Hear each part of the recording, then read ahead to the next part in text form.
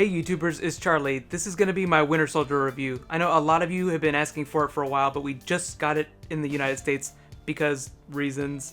So, because this is also my bonus Marvel movie video for this week, I'll be talking about how it interacts with the other Marvel movies going on.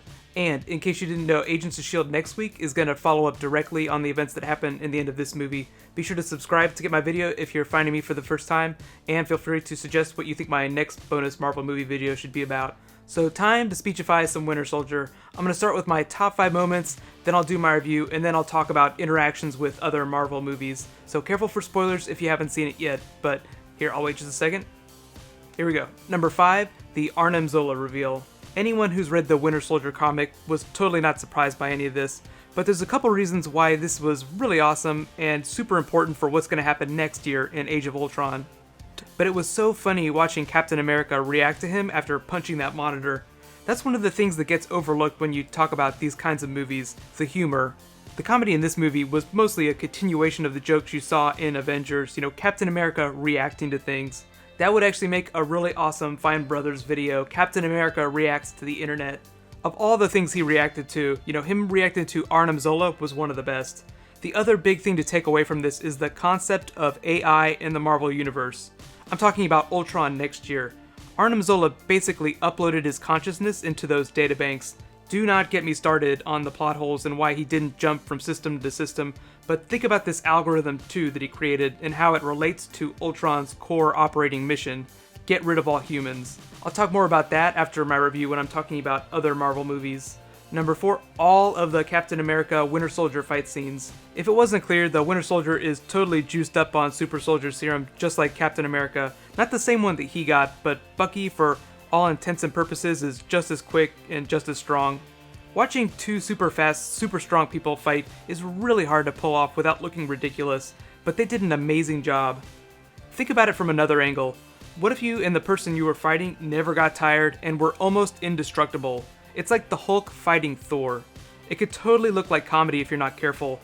Obviously in Avengers, they made those two fight and it was supposed to be funny, like when the Hulk tried to pick up his hammer. But in Winter Soldier, it's meant to be so much more personal. So it ended up being them tumbling all over each other in a wave of steel punches and shield bashes. I thought that those fight scenes, the Cap Winter Soldier fight scenes, were so much more fun to watch than the big CG action sequences, like with the helicarriers and Falcon flying around. Number 3, the amazing Black Widow character development.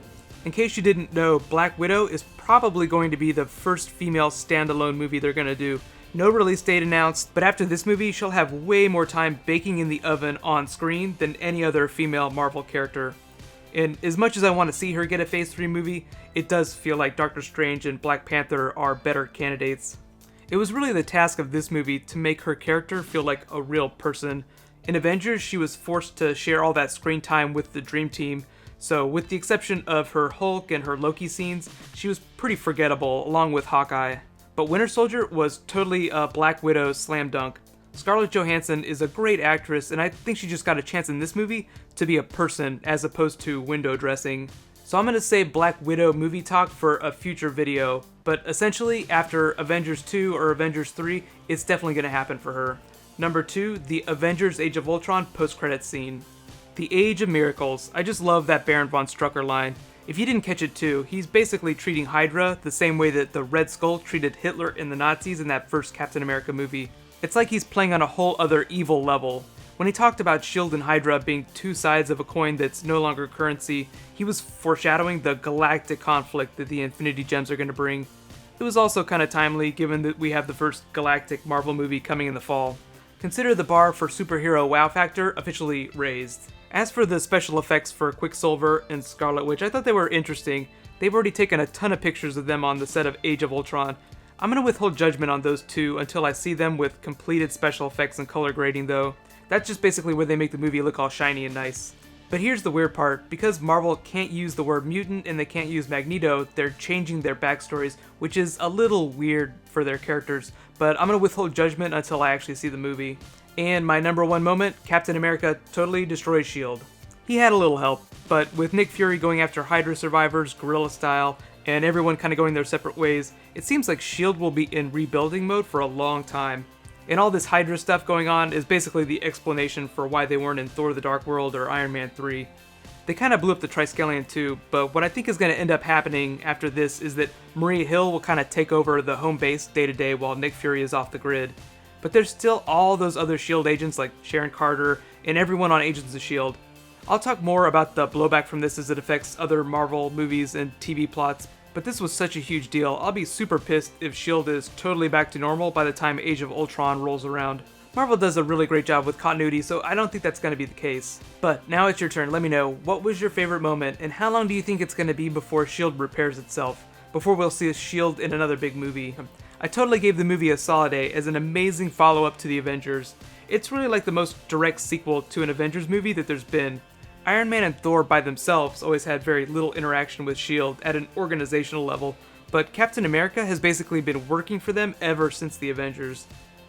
I loved how they paired him with Black Widow in this movie too. It's funny to see how the tone of the story changes based on which Avengers you pair together.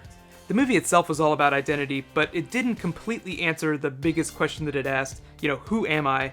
Which is totally why we all have to go see the next movie with those characters, which is Age of Ultron, of course. I was happy to see that they didn't try to cram too many expositional bits in for all those other movies, which was great. But how about that Doctor Strange name drop from Sitwell? May he rest in pieces. Doesn't that make you feel like Doctor Strange is definitely coming in Phase 3? One of the best things about Winter Soldier though was just how different it was from Thor or Iron Man or even the last Captain America movie. The first movie was really like a period war drama, and this was a political thriller that just had amazing action. I think them doing it as a thriller also made them work that much harder at the dialogue, and it just paid off brilliantly.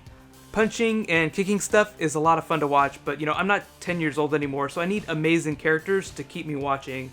And just like in my top moments, Black Widow, the Captain, Anthony Mackie, they were all great. Nick Fury had about as many lines as he usually gets, but Samuel L. Jackson can do a lot with just a look. He doesn't need a long speech. The only thing that I didn't like was the Larry Sanders part. I don't know why, of all things to call back to in old movies, they decided to use him, but I feel like he was just absolutely awful. There was also a few problems with Arnim Zola.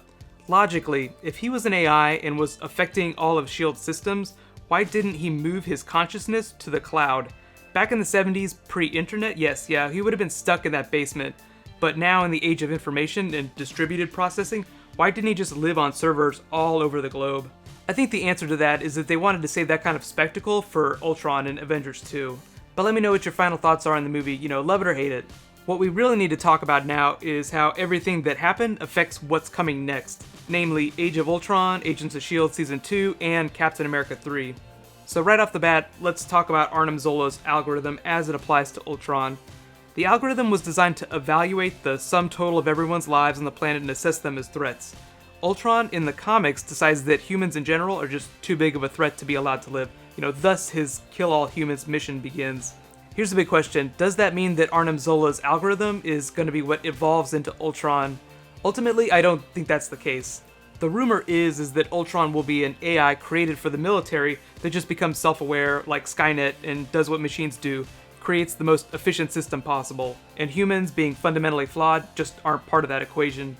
But the idea of how Arnim Zola's algorithm worked, though, I feel like is a spiritual, if not literal, prequel to what Ultron is going to be. On to characters though, Quicksilver and Scarlet Witch look like they had the same type of brainwashing treatment Bucky got. They're supposedly actually going to be fighting the Avengers the first time they meet in Age of Ultron, but eventually they'll get folded into the roster and hopefully go on to appear in Avengers 3. I just love how Von Strucker said that he was basically going to throw all those other Hydra teams under the bus to throw S.H.I.E.L.D. off his scent. But now we have to mention the next Captain America movie because that's definitely going to happen in Phase 3. There's actually a lot of interesting directions it can take based on the events of this movie, but there's been a lot of rumors that they're going to do a version of the Death of Captain America story, and now a rehabilitated Bucky is just going to take his place temporarily.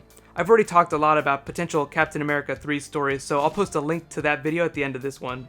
Of all the other Marvel things that are happening though, Agents of S.H.I.E.L.D. is left in the weirdest place after this movie. After Season 1, S.H.I.E.L.D. basically will not exist for a while. So, does that mean that if the show gets a Season 2, they'll spend that year on the hunt for Hydra remnants like Nick Fury? Or are they going to be helping to rebuild S.H.I.E.L.D. at home? Now that Kobe Smulders is done with How I Met Your Mother, I'm really hoping that she's going to join the cast full-time as Maria Hill. She's basically like one movie behind Black Widow in terms of character development. You know, you start as window dressing, then you get the background part, and then you get center stage. Be sure to let me know though if you want to see Maria Hill become part of Agents of S.H.I.E.L.D. full time, because I think that'd be awesome. So, in other news, remember, Winter Soldier follow-up in next week's Agents of S.H.I.E.L.D. Be sure to subscribe to get my video. I'm also posting my Arrow Q&A later today. In the meantime, you can click here to learn more about Avengers 2, and you can click here to get my top 5 Captain America 3 stories. Thank you so much for watching. I hope you guys all enjoyed Winter Soldier. I'll see you tomorrow. High fives.